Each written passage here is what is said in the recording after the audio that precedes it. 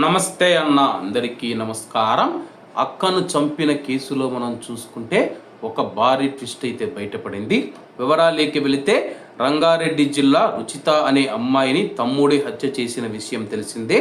ఈ కేసులో ఇప్పటికే అరెస్ట్ అయిన నిందితుడు రోహిత్ ప్లాన్ ప్రకారమే ఈ ఘాతుకానికి పాల్పడినట్లు ప్రాథమికంగా గుర్తించాడు.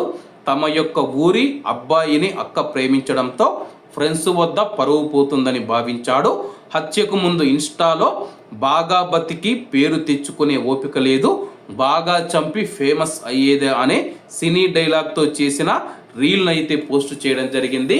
అలాగే ఊరిలో ఉన్న ఫ్రెండ్స్ ఎవరైతే ఉన్నారో మీ యొక్క పలానా అబ్బాయితో తిరుగుతూ ఉందని చెప్పేసి పదే పదే రోహిత్ ముందు అవహేళన చేస్తూ అవమానకరంగా మాట్లాడుతూ ఉండడంతో అది తట్టుకోలేని రోహిత్ మనం చూసుకుంటే ఎలాగైనా సరే కానీ తన యొక్క అక్కను చంపాలని చెప్పి నిర్ణయించుకోవడం జరిగింది.